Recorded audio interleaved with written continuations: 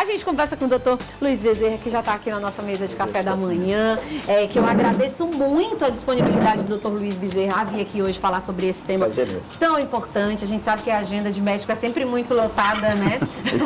E corrida. Mas a gente vai falar de um assunto, gente, que realmente vem causando um certo espanto para a sociedade, que é a morte súbita.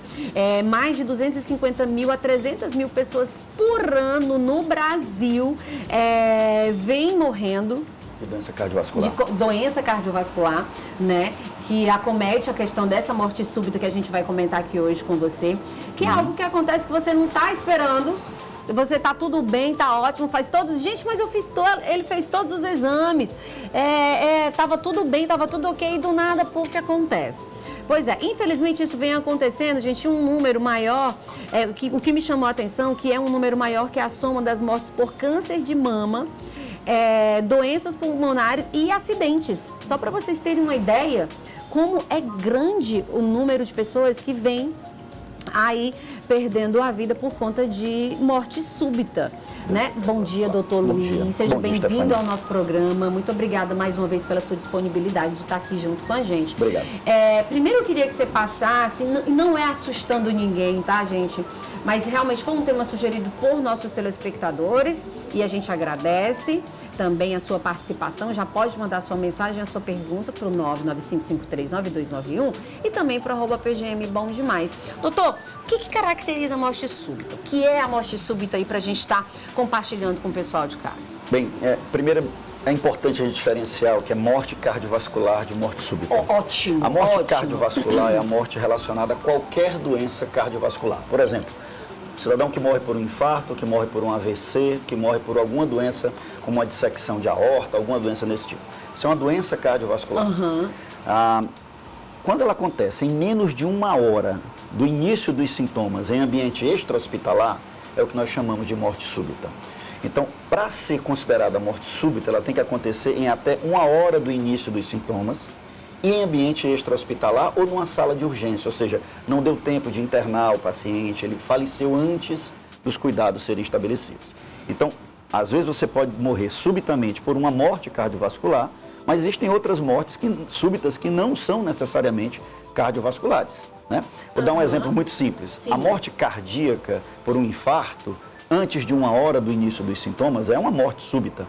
No entanto, a morte por um AVC hemorrágico, um sangramento intracraniano, ela não é uma morte cardíaca propriamente dita. Ela pode ser uma morte súbita, mas não é uma morte súbita cardíaca. E nós classificamos a morte súbita cardíaca em dois tipos. Sim. As por arritmias e as não arritmias, por não arrítmicas que nós falamos. As arritmias são ritmos irregulares do coração que acontecem de forma súbita, por um infarto, por uma doença genética, por alguma coisa nesse sentido, que pode levar o cidadão a perder a vida subitamente. Sim. Isso tem aumentado nos últimos anos, isso não coincidiu com, assim, que fique bem claro, isso já vai aumentando nos últimos 10 a 15 anos.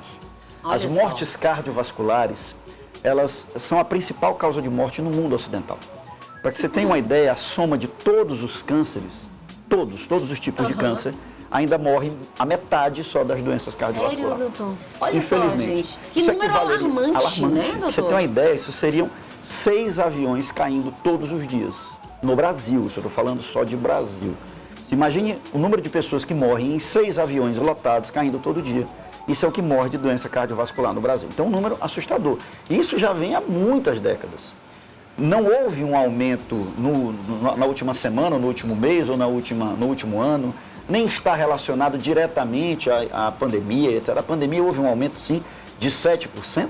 Onde nós nesse período pandêmico, no período pandêmico, onde nós acreditamos que estejam relacionados à falta de atendimento, onde as pessoas pararam de ir ao médico por medo de infecção, a falta de atendimento nos pronto-socorros. A pessoa, quando tinha uma dor cardiovascular, uma dor no peito, deixava de ir ao pronto-socorro com medo de Covid e acabava falecendo. Esse número aumentou de mortes súbitas dentro de casa. Então, somando tudo isso, deu em torno de 7%. Que fique claro, as vacinas não têm nada a ver com isso. Esse número já vem aumentando há mais de 10 anos. Que fique muito claro isso. O que nós temos agora é uma informação muito mais fácil. Quando a pessoa morre, por exemplo, no interior do estado, nós sabemos imediatamente pelas redes sociais que a pessoa morreu. E nós não tínhamos essa informação há tantos anos, mas isso já vem acontecendo. Então, os cuidados que as pessoas precisam ter, eles já são recomendados há muitos anos. Essa ideia de que nós estamos tendo, que aumentou o número explosivamente, não é verdade. Não é verdade. Não é verdade. Né, nós temos mais informação sobre isso. Mas as pessoas escondem ou omitem alguma coisa, doutor? Não são divulgados, né? Nós não tínhamos essa grande quantidade de informações há 10 anos atrás, como temos hoje.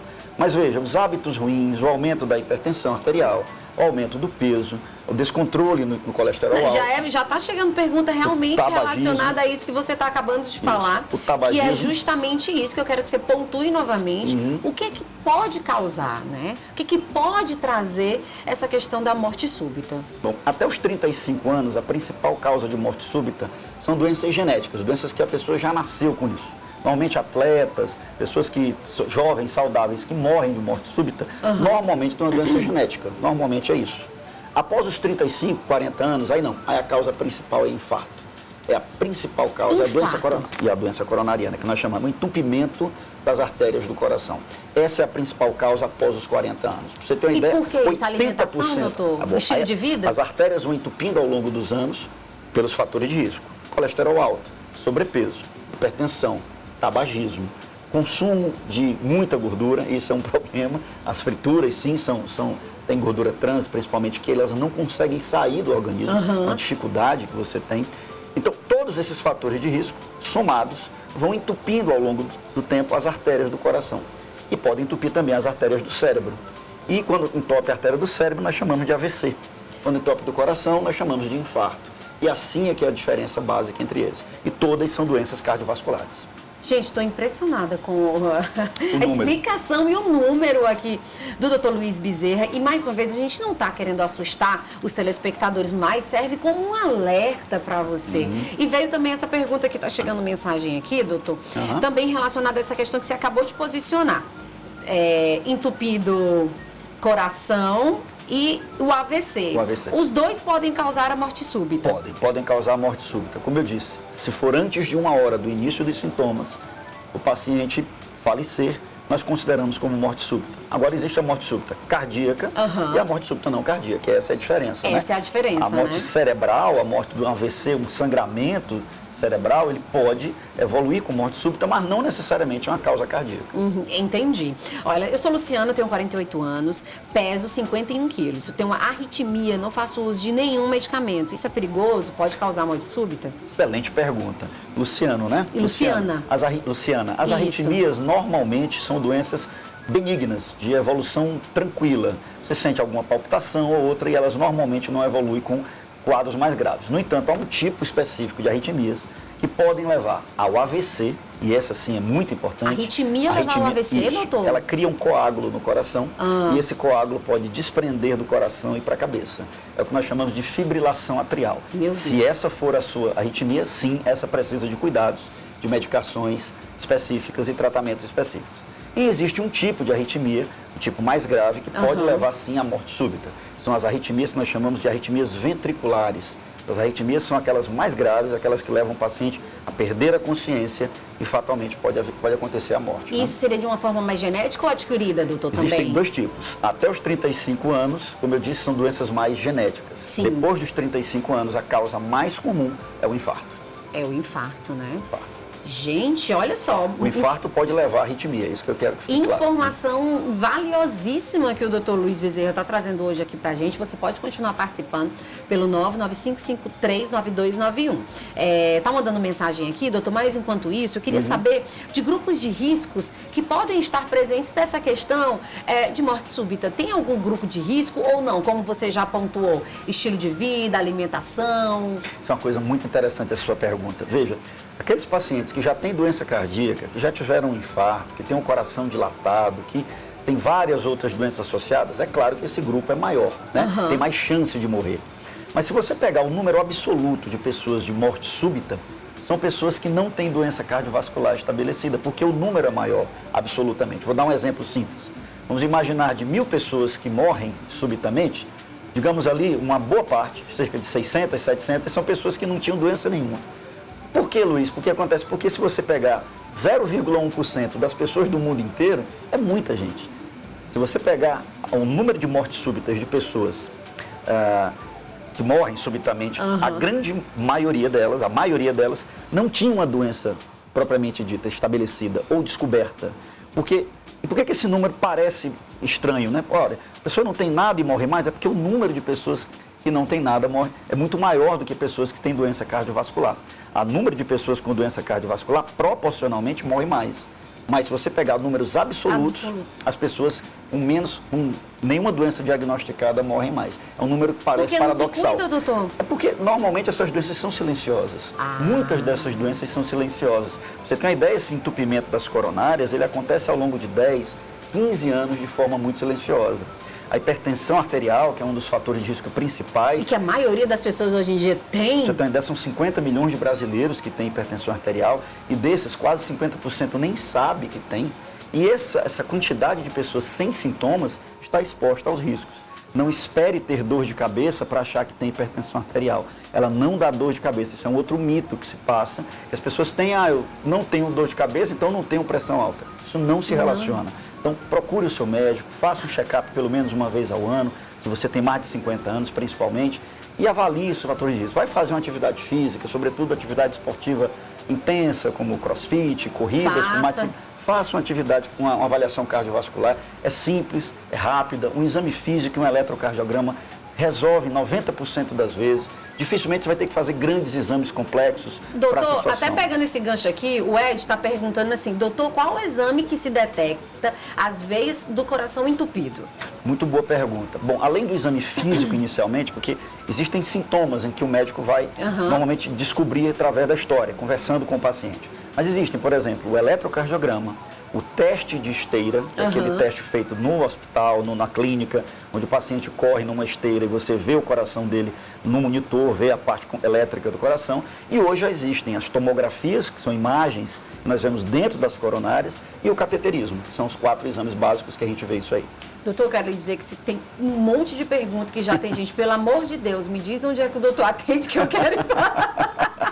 Olha, é muito importante que a prevenção seja muito estabelecida, porque dessas mortes, boa parte delas é evitável, muita delas é evitável. Bom, o doutor vai continuar com a gente, já a gente vai ao vivo com a Bruna, mas vamos para mais uma pergunta. Bom dia, doutor, eu sou Francisca, tenho 34 anos, algumas vezes eu tenho uma leve tontura e rapidamente o coração acelera.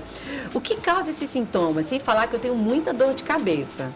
Uma boa pergunta também. Aí tem duas opções, duas possibilidades mais prováveis. A primeira, que ao levantar, a pressão cai um pouco no cérebro, demora o sangue a chegar no cérebro, é o que nós chamamos de hipotensão postural. É muito comum em jovens, sexo feminino. Isso dá uma espécie de rebote de taquicardia, acelera o coração para compensar. Isso é benigno, isso não traz maiores problemas, mas existe um tipo, onde você acelera o coração e desmaia, e esse sim é muito grave. Essa é uma situação onde nós temos que investigar com mais profundidade. Então, recomendo que ela procure o seu médico para fazer uma avaliação. Não é uma avaliação tão complexa, é uma avaliação relativamente simples, até feita no consultório, onde a gente mede a pressão do paciente deitado e em pé, e a gente percebe a diferença e consegue diagnosticar isso. Doutor, você tem rede social? Pessoalmente não. Gente, onde é que você... Gente, você não entende a quantidade de mensagens que está chegando aqui. Doutor, pelo amor de Deus, eu queria uma consulta com o médico. Vocês vão sortear uma consulta, por favor? Doutor Luiz está fazendo o maior sucesso aqui Mas hoje. Mas veja, hoje, mesmo que você não procure o cardiologista, procure o clínico do posto, o médico que está na sua região, que ele tem plena capacidade de identificar doenças muito mais claras, que podem evitar um evento de morte súbita. A avaliação médica regular ainda é um dos principais elementos de recuperação e de prevenção do paciente com doença cardiovascular. Doutor, estão perguntando aqui, o nome dela é a Socorro Feixe de Ris. Feixe de Ris. É uma fibra elétrica do coração, e algumas pessoas podem ter doenças no feixe de Ris. Na verdade, ele é apenas como um fio elétrico dentro do coração, analisando a grosso modo. Ele conduz a eletricidade dentro do coração. E algumas pessoas podem ter doenças no feixe de Ris, e o feixe de Ris pode ter bloqueios. Esses bloqueios aparecem no eletrocardiograma e podem ser sinais, sim, de alguma doença cardiovascular. Gente do céu, tem mais perguntas aqui chegando, é o Luciano. Já já a gente vai responder sua pergunta, doutor. Você não vai sair aqui agora não, tá? Gente, tá congestionando aqui de perguntas, mas a gente vai responder, tá, Luciano? Já já a sua pergunta aqui com o doutor Luiz Bezerra, cardiologista. Nós estamos falando sobre morte súbita. Se você também tiver sua pergunta, quiser compartilhar com a gente, fica à vontade, tá bom? E mais uma coisa que eu gostaria de pontuar é que aqui a gente está alertando, né, doutor? Perfeito. É um alerta. E outra coisa, não é uma consulta. Uma consulta, você tem que marcar um horário com o cardiologista, conversar mais aprofundadamente, né? Aprofundadamente, que é para você realmente saber o que fazer, não é isso, doutor? É assim que funciona. Se os pacientes quiserem informações úteis, importantes, sem fake news, claro, Sim. obviamente, procure os sites das sociedades médicas. A Sociedade Brasileira de Cardiologia tem um site muito interessante chamado Cardiômetro, que mede e dá informações importantes sobre doença cardiovascular. Pra você tem uma ideia, o cardiômetro é um medidor de morte súbita. Pra vocês terem uma ideia, no Brasil, a cada 90 segundos, infelizmente, morre uma pessoa de doença cardiovascular. E nesse site do cardiômetro, além desses números atualizados, por região, por estado, por causas, por sexo e etc., podem ter também informações importantes. O treinamento em parada cardíaca é uma coisa muito importante. Somente 1/3 das pessoas que têm parada cardíaca fora do hospital recebem algum tipo de cuidado, pela falta de treinamento das pessoas. Em vários locais do mundo, as pessoas são treinadas de forma massiva, nas escolas, como uma matéria, inclusive, do ensino médio. Dentro da sala de aula, né, doutor? Quando alguém vai renovar a carteira de motorista, fazem um treinamento de primeiros socorros e de parada cardíaca. Então, isso deveria ser assim também no Brasil. Isso talvez fosse responsável por salvar muitas vidas. Muitas vidas, é uma coisa né? que a Sociedade de Cardiologia tem lutado um bocado por isso. A gente tem que ter levado para as escolas para tentar fazer com que as crianças aprendam, desde pequeno, a chamar o 192 ou 190, saber os primeiros cuidados, como massagear. Um garoto de 13, 14 anos, de 12 anos, é perfeitamente capaz de reanimar um adulto, se ele tiver treinamento. Exatamente. E bom posicionamento realmente aí pra gente estar compartilhando com todo mundo. A gente volta aqui com o doutor Luiz Bezerra. A gente está falando sobre morte súbita e mais uma vez eu quero agradecer a interação de vocês. A gente pode medir, doutor, a gente está sendo visto nos 224 municípios aqui do nosso estado, a segunda maior audiência da cidade de Teresina, e a gente pode perceber aqui pela interação que a gente está tendo junto aos nossos telespectadores. Vamos lá, vamos voltar àquela pergunta aqui que eu já tinha falado para você, né? É o Luciano, ele está dizendo que sente dores no peito esquerdo, às vezes vem um tipo de aperto no coração, já fez exames, não deu nada, mas continua sentindo, e outras vezes vem um queimão, ele não toma bebida alcoólica e nem fuma. Perfeito. A dor no peito é um dos sintomas principais da doença cardíaca, mas lembrar que nem toda dor no peito é doença cardíaca. Nos jovens, sem fatores de risco, as dores osteoarticulares, dores de músculo, dor de articulação, de cartilagem, são as mais comuns. Postura, coluna, pessoa que fica muito tempo no computador, anda muito tempo na moto, normalmente pode doer mais o tórax. Agora, a dor que chama a atenção é aquela que vem com esforço, digamos, vai subir uma escada, sente a dor, que demora mais de 20 minutos. Essa dor é a mais suspeita e ela precisa de investigação. Tá aí, ó. Tenho 50 anos, também sou portador... aqui, ó. Aumento, ela tá perguntando o que causa o aumento do átrio esquerdo do coração. É a Regina, ela tem 50 anos, portadora de fibromialgia grave. Depois de 2 Covid, descobri que tem um aumento no átrio esquerdo do coração. Ela é hipertensa grave também. Perfeito.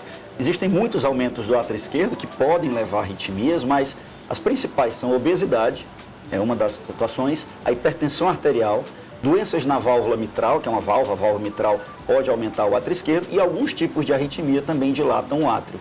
Pode ser um fator de risco para doenças no futuro. É preciso sim que ela continue o acompanhamento com o seu médico. Vamos lá, última pergunta, gente. Infelizmente, eu não vou conseguir responder todas as perguntas. Me perdoa, doutor, precisa sair. Bom dia, doutor. Meu esposo tem 39 anos e há alguns anos que ele sente o coração muito acelerado. Já fez vários exames, não sai o diagnóstico. O que pode ser? A última vez que ele sentiu o coração dele estava batendo mais de 180. Ficou em observação na emergência até estabilizar, mas até então não foi diagnosticado nada. O que poderia ser? Existe um tipo de arritmia chamada arritmia de reentrada nodal, que é uma arritmia que tem essas características. Ela vai, ela volta, ela é difícil de diagnosticar. Já existem hoje exames em Teresina que diagnosticam isso, aparelhos que ficam mais de uma semana com o paciente para diagnosticar as arritmias 24 horas por dia. Dá para investigar isso, não é difícil de fazer essa investigação e dá para dar o diagnóstico e o tratamento adequado. Tá aí, doutor. E lembrar uma coisa interessante Sim. sobre as crianças, né? Uma coisa que assusta muito. Infelizmente, as crianças nos últimos anos têm aumentado os níveis de obesidade, de hipertensão e de diabetes. Provavelmente por fatores relacionados à dieta, muito provavelmente. Se nos anos 70 o nosso problema era subnutrição, hoje, infelizmente, a obesidade infantil é um dos fatores alimentares que mais assustam. E também a pouca atividade física.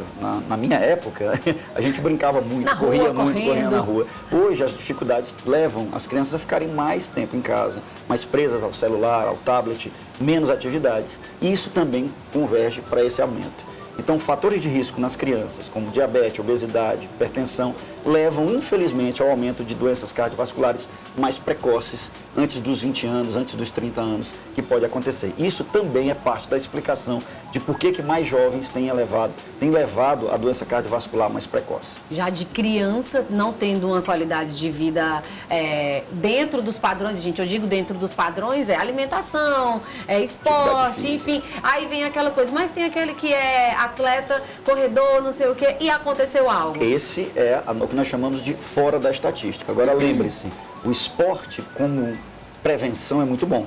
O esporte competitivo de alto rendimento, ele também tem que ser os seus cuidados. Qualquer máquina estressada ao limite, ela tem mais chance de falhas. Então, o atleta profissional, ele não é necessariamente um atleta saudável do ponto de vista cardiovascular. Que se diga isso. O atleta profissional precisa de um acompanhamento muito mais próximo, muito mais delicado, porque o exercício ele é bom até determinado ponto. A partir de um determinado nível, ele traz algumas preocupações, inclusive cardiovasculares. Inclusive cardiovasculares, né? Independente da idade, se é atleta top, master, blaster, não. Mais uma informação importante. Nos últimos 30 anos, a morte cardiovascular aumentou 65% nas mulheres.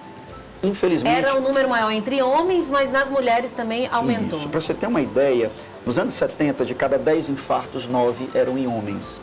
Hoje, nós já estamos perto de 6 em homens e 4 em mulheres. Aumentou nas mulheres a doença cardiovascular, por vários motivos. Mas, obviamente, que a emancipação da mulher, que tem um lado positivo, social, familiar, trabalhista, muito bom, mas, infelizmente, também expõe a mulher a dormir pior, se alimentar pior, fazer dupla jornada, fazer menos exercício físico, fumar mais. Isso traz um impacto maior na vida das mulheres. Então, é preciso que as mulheres tomem muito mais cuidado em relação à sua saúde cardiovascular, do mesmo jeito que fazem a saúde do ginecologista. Vai todo ano ao ginecologista, pois procure também o seu cardiologista, principalmente após a menopausa, após os 40 anos. A Ivone está dizendo que tem um coração grande, é perigoso? Sim, a dilatação cardíaca, ela normalmente é o que nós chamamos de miocardiopatia, ela traz um maior risco de doença súbita, de morte súbita, sim, mas se ela for bem controlada com medicações adequadas e cuidados bem determinados, a pessoa pode ter uma vida muito próxima do normal. Jaqueline está dizendo que sente muita dor no peito, uma dor muito forte, é hipertensa e tem 50 anos. Muito importante saber se essa dor está relacionada com esforço, se ela piora com alguns elementos, e normalmente nas mulheres ela pode ter uma característica um pouco atípica. Acho que vale a pena sim uma avaliação com o seu cardiologista, de preferência uma estimulação cardíaca, tipo um teste ergométrico, alguma coisa nesse sentido, para investigar essa dor no peito. Tá aí, gente. Doutor, para finalizar, como agir diante de uma parada cardíaca? Bom, importantíssimo, toda vez na parada cardíaca você tem que chamar o paciente, saber se ele está respondendo, ligar para o SAMU para trazer o desfibrilador, que nós chamamos, que é o aparelho que desfibrila, aquele jogador que voltou em pleno campo na Eurocopa. Esse foi também um acontecimento que chamou bastante atenção. Um jogador, um atleta. Foi salvo por esse aparelho. E simplesmente caiu, né? Exatamente. E está bem, esse jogador está bem, voltou à sua atividade profissional. Tinha uma doença cardíaca não diagnosticada e que hoje está bem tratada. Chame o SAMU e inicie as compressões, a massagem cardiovascular. Ah, doutor, eu não sei. E aí onde está um ponto que nós batemos. Nós temos que treinar a população, não interessa se é da área da saúde ou não, a dar o primeiro atendimento. A massagem cardíaca é fácil e pode salvar uma vida. Por isso que a gente acha que tem que ser feita nas escolas, como uma disciplina, no treinamento da carteira do motorista, sabe, em qualquer atividade que você vai exercer. Por exemplo, eu moro num condomínio. Eu pedi para a direção do condomínio que nós adquiríssemos o DEA. E eu mesmo treinei pessoalmente todos os funcionários para que a gente pudesse utilizar o desfibrilador automático. Então, felizmente nunca precisamos, mas acredito que se precisarmos... Todos estarão aptos. Os funcionários todos eu treinei, já 2 vezes. Que bacana, doutor Luiz. Muita gente joga futebol, joga esporte, gente com mais de 50 anos. Pode acontecer. Agora já não tem mais idade, né? São 200 mil paradas cardíacas por ano, 100 mil delas em ambiente fora fora do hospital. Então a gente tem que estar pronto. Diminui o risco, os que a gente já pontuou, alimentação, atividade física, Controle dos fatores de risco, né? Consultas regulares. E fazer suas consultas regulares, tá, gente? Gente, eu vou compartilhar sim aqui onde o Dr. Luiz Bezerra atende.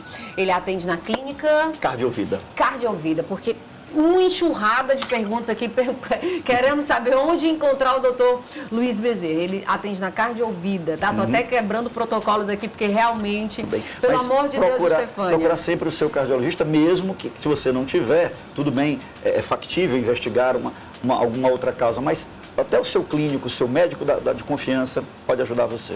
Doutor, eu estou muito agradecida da sua presença aqui hoje. A gente teve uma repercussão muito grande aqui nas nossas redes sociais, na nossa audiência, e eu agradeço muito a sua disponibilidade, o seu tempo, então ele tem que correr para atender lá os pacientes dele agora.